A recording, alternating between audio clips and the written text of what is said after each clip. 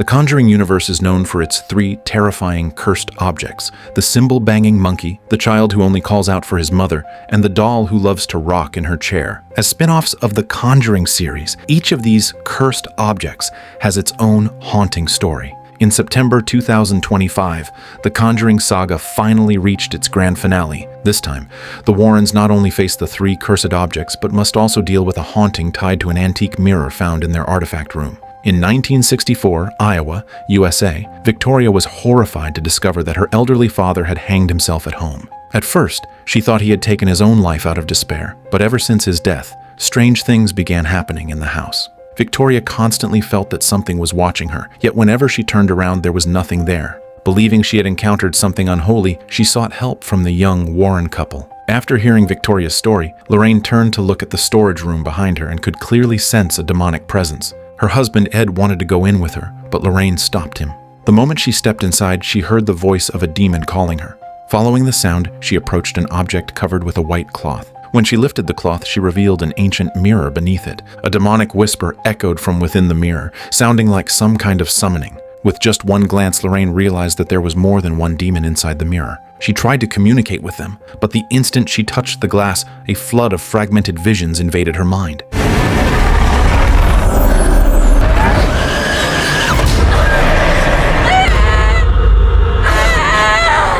Hearing her scream, Ed rushed in. He saw her clutching her stomach and immediately drove her to the local hospital. Because of the trauma, Lorraine's water broke, and the doctors had to perform an emergency delivery. Moments after she was taken into surgery, thunder roared outside and lightning plunged the hospital into total darkness. In her daze, Lorraine saw a hand appear from the ceiling beam.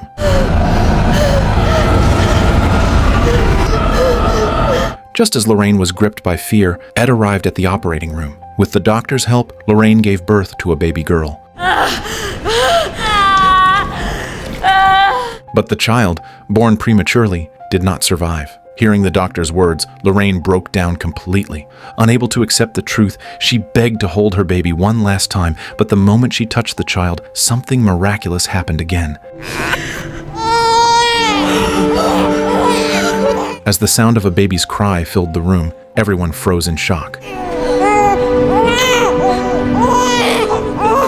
Ed named their daughter Judy, hoping she could live happily, like the heroine in Shakespeare's poems. But Lorraine had no idea that because of that exorcism, Judy had been marked by a terrible curse. Time flashed forward to 1986, in a small town in Pennsylvania, where the Smurl family was celebrating their daughter Heather's 18th birthday. Her family had carefully prepared all kinds of gifts, but when Heather unwrapped her grandfather's present, she was surprised to find a strange mirror inside. Seeing the cracks on the mirror, Heather was clearly displeased, but not wanting to spoil the mood, she pretended to like it. Her grandfather smiled and told her how he found it. He had bought it that morning at a flea market. Despite its cracks, the mirror's carved frame and craftsmanship showed it was at least 80 years old, a true antique. What the family didn't realize was that this was no ordinary mirror, and its arrival would bring a deadly curse upon them. After dinner, the mother brought out the cake, and the whole family sang the birthday song, offering their blessings to Heather. However, just as Heather closed her eyes to make a wish, the lit candles were mysteriously blown out. No, I didn't. Seeing the lampshade suddenly fall, the family hurried to take Heather to the hospital. Fortunately, the shade wasn't heavy, and she only suffered a small cut. But after that night, strange things began happening in their home. The first to encounter something odd was Heather's mother, Janet.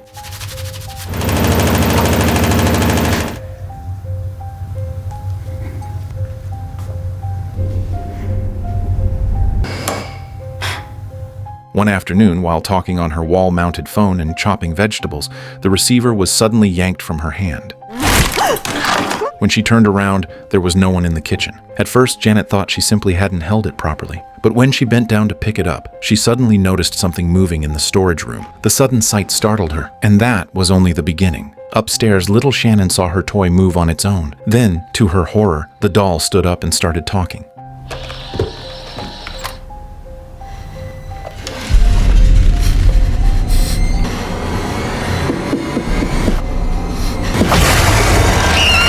With one strange event after another, the house was filled with unease, yet the family still didn't take it seriously. Even though her grandfather said the mirror was valuable, Heather couldn't shake her discomfort, especially from the carvings that seemed to watch her. Urged by her sister Dawn, Heather decided to throw the mirror away. They wrapped it in a gray cloth and quietly left it by the roadside. Not long after they left, a garbage truck came by and 2 workers tossed the mirror into the compactor. But the instant the machine crushed it, Dawn, who was eating breakfast at home, suddenly felt sick.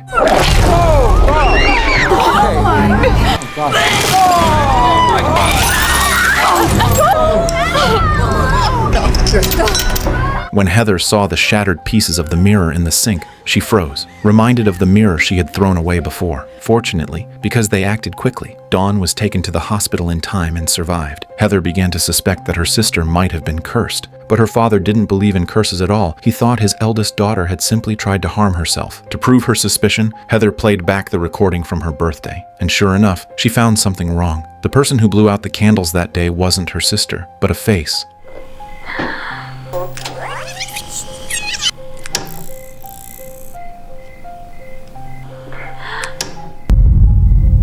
That sudden sight made Heather shudder in fear. Yet as she continued to watch the footage, the strange occurrences in the house did not stop.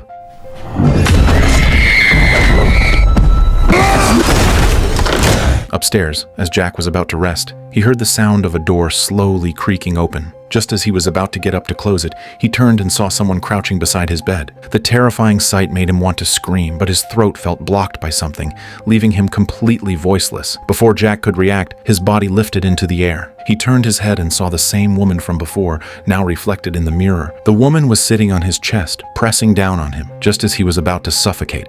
Heather's scream suddenly echoed from downstairs. Her desperate cry woke Janet from her sleep. Turning around, she was horrified to see her husband floating in midair. Before she could rush to him, Jack fell hard to the ground, and the suffocating force vanished instantly. They hurried downstairs. Heather was lying on the floor in panic, insisting that someone had broken into the house. Janet followed the direction her daughter pointed, and when Jack turned on the light, the room beyond was completely empty. After witnessing one strange incident after another, even Jack began to suspect that something truly unholy had entered their home. They contacted the media and told reporters everything that had been happening recently. Jack hoped that the church could send someone to investigate. News of a possible supernatural event in Pennsylvania quickly spread, making headlines across the country. The church immediately sent Father Gordon to look into the matter. However, instead of heading straight to Pennsylvania, Father Gordon first went to see Ed Warren. At that moment, the Warrens were hosting a family gathering. Since their last exorcism, Ed had decided to retire completely from that life. He founded a paranormal studies group at the local university, turning their years of supernatural encounters into teaching material for his students. But the couple's lectures were not very popular, and only a handful of students ever attended. While Ed chatted with friends downstairs, his daughter Judy was upstairs getting ready when she noticed her rocking chair moving on its own. Like her mother Lorraine, Judy could also see things that others could not. Those eerie presences deeply unsettled her. To protect her daughter from these dark entities, Lorraine taught Judy a nursery rhyme of exorcism. Whenever she saw something supernatural, all she had to do was recite the exorcism rhyme to drive it away. Looking at Annabelle sitting in the rocking chair, Judy quietly chanted the rhyme. Under the spell's power, Annabelle vanished before her eyes. Meanwhile, downstairs, Father Gordon found Ed and told him about the strange happenings in Pennsylvania, inviting the couple to come along. But Ed refused his old friend's request, saying he wanted no more part in such matters and just wished to live the rest of his life in peace. Disappointed, Father Gordon could only leave. Early the next morning, he arrived in Pennsylvania. From the Smurl family's account, he roughly pieced together what had happened. He inspected the house, hoping to discover what kind of evil spirit was haunting them. But when he reached the basement, something felt wrong. His holy water had started to corrode on its own. The shocking sight made Father Gordon realize that this evil force was beyond his control. Terrified, he rushed to find Janet and warned the family never to enter the basement again. He then hurried to the local church and sent a request for help, asking that a senior exorcist be dispatched. As he waited, a strange sound suddenly came from behind him. When he turned, there was no one at the door. Father Gordon thought he might have imagined it, but when he turned around, he was shocked to see that the staff member sending the telegram had mysteriously disappeared. Before he could understand what was happening, another sound came from his right. He turned to see the door latch slowly twisting on its own. Sensing danger, Father Gordon tried to leave the office, but before he could take a step, the hallway door slammed shut and the room went completely dark. Panicking, he pulled a crucifix from his bag and began reciting a prayer to banish the demon. But this time, the demon was clearly no ordinary presence. Before he could even finish his exorcism spell, the crucifix burst into flames.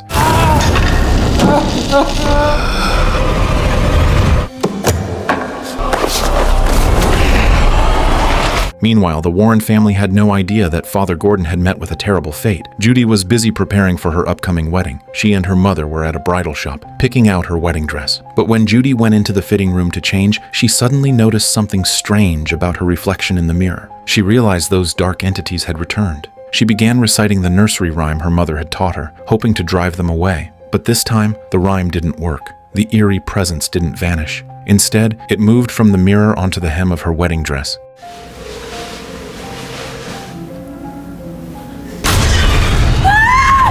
Seeing an old woman's face emerging from the fabric, Judy tried to escape, but her legs felt as if they were being pulled by invisible hands, and she couldn't move at all. Just as Judy was overwhelmed with panic, the old woman suddenly disappeared, and the lights around her returned to normal. Judy thought the spell had worked, but when she turned to leave, she was horrified to see her reflection staring back at her with a twisted smile. Before she could react, her mirror self reached out and grabbed her by the throat. As Judy struggled to breathe, Lorraine rushed into the fitting room after hearing the commotion. The moment Lorraine stepped inside, the demonic presence vanished. Seeing her daughter trembling in fear, Lorraine realized Judy had seen a spirit. She thought it was just a minor evil spirit and didn't pay much attention. But as soon as they got home, news arrived that Father Gordon had passed away. The sudden loss of their old friend left Ed and Lorraine in complete shock. They attended Father Gordon's funeral to bid farewell to their old friend.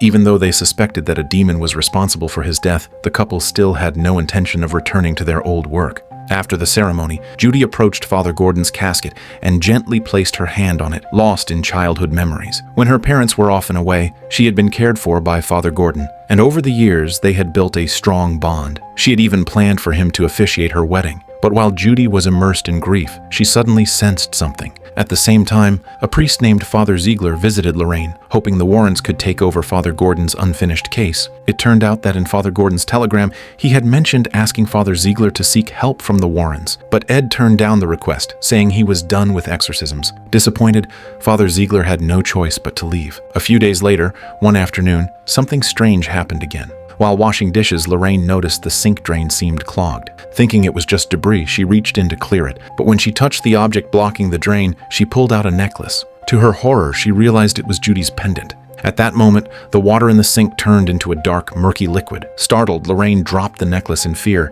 and as soon as it fell back into the sink, that murky liquid began to overflow. But when she turned around, everything appeared normal again. Lorraine instantly understood. Her daughter had been targeted. Panicked, she rushed to find Judy, only to discover she wasn't home. Just then, Tony arrived. From him, Lorraine learned that Judy had gone to Pennsylvania. At Father Gordon's funeral, Judy had seen a vision revealing that he died while investigating the haunting of the Smurl family. So she had secretly gone to Pennsylvania to uncover the truth herself. Realizing Judy had acted alone, Ed and Lorraine immediately set out for Pennsylvania as well. When news spread that the Warrens had arrived in the small town, reporters swarmed to the scene. But Lorraine had no intention of getting involved in another case. They found Judy at the Smurl residence and tried to take her home, but Judy refused to leave, saying she wanted to help Heather's family. She could feel something powerful in the house. Worried? Yeah. There's something else.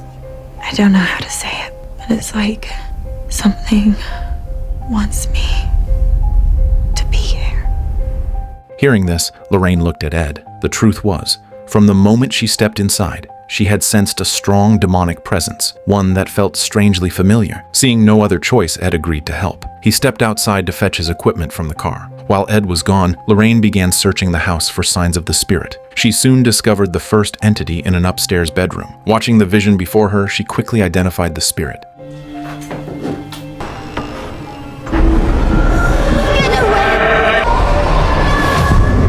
But instead of banishing it immediately, she found Ed at the doorway and told him there were 3 spirits in the house, all of them minor ones. However, she could sense that behind these 3, there was a far more powerful demon controlling them. She suspected that this demon was the one orchestrating all the chaos in the Smurl home. While Lorraine and Ed discussed what to do next, Judy, still inside the house, suddenly heard her mother's voice calling out to her. Thinking Lorraine needed help, she followed the voice to the attic, but there was no sign of Lorraine in the attic.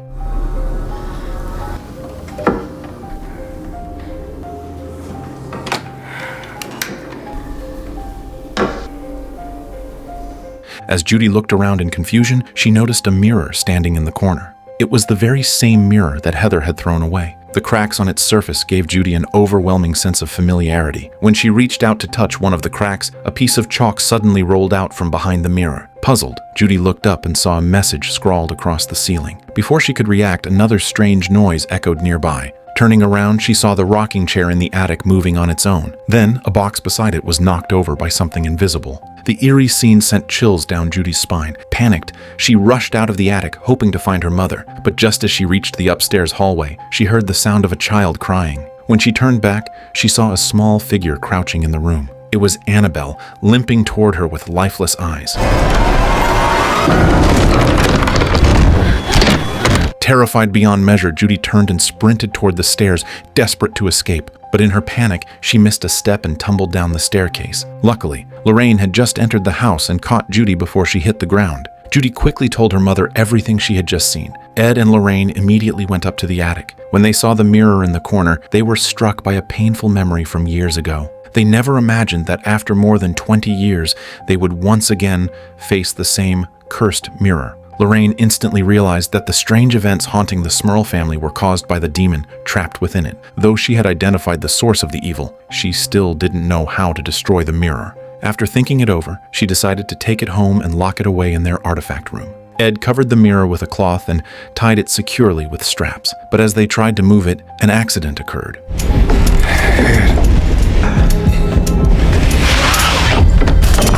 The straps suddenly loosened, and Jack accidentally caught a glimpse of the reflection. In that instant, he fell from the attic. Ed tried to steady the mirror, but it was too heavy for him to hold. Fortunately, Jack reacted quickly and pulled his leg back just in time to avoid being crushed. Downstairs, Lorraine was calling for her daughter to leave with her. But when she entered the room, she saw Judy crouching in the corner with an unsettling expression. In the candlelight, Lorraine saw the shadow of a demon on her daughter's body. She tried calling Judy's name, but no matter how loud she shouted, Judy didn't respond. Before Lorraine could react, Judy suddenly lunged forward, shoving her mother down the stairs and into the basement. Their dog sensed the demonic presence and began barking wildly in alarm. But with just one cold glare, Judy made the dog lift off the ground. Seeing that his daughter had been possessed, Ed tried to bring her back to her senses, but Judy was already completely taken over by the evil spirit. Judy gripped Ed's heart, making it hard for him to breathe. Fortunately, the demon didn't intend to kill Ed. It merely walked up to the attic. Meanwhile, in the basement, Lorraine found herself trapped with another spirit, one wielding a massive axe, ready to strike her down.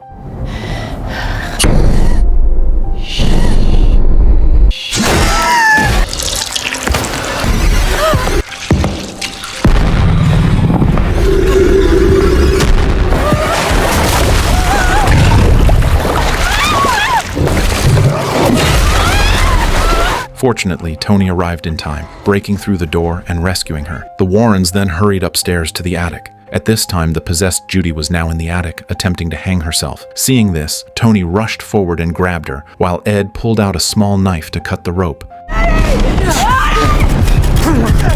But just as they were about to succeed, the attic suddenly collapsed, and they all fell from above. When Ed freed Judy from the noose, he realized she had stopped breathing. Desperate, he began resuscitating her, refusing to give up. But as Lorraine turned around, she froze. Her reflection in the mirror was smiling back at her. Halfway through the rescue, Ed suddenly clutched his chest as his heart condition flared up again. Thankfully, Tony took over the CPR and told Ed to rest. After several minutes of effort, Judy finally woke up. But before they could breathe a sigh of relief, the mirror in the corner began to rise into the air, spinning violently. Ed grabbed the Bible and recited a powerful exorcism prayer, trying to banish the demon once and for all. When the mirror stopped moving, he thought he had succeeded. But before he could react, the mirror suddenly crashed to the ground and then flew toward them, pinning Tony underneath it. Ed reached out to stop it, but the mirror's force was far too strong for him to withstand. Seeing him struggle, Lorraine and Judy reached out to help.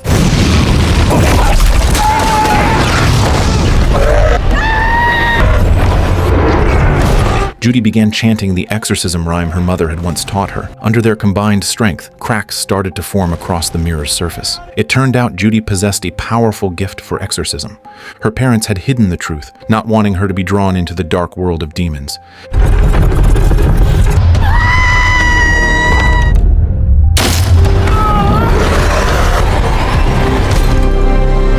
As their exorcising power grew stronger, the demonic force within the mirror was finally shattered, and the entity inside was completely destroyed. When the mirror fell silent, Judy exhaled in relief. To ensure the evil would never return, Lorraine took the mirror back to their artifact room and sealed it forever. In the end, Judy and Tony walked down the aisle and entered the halls of marriage.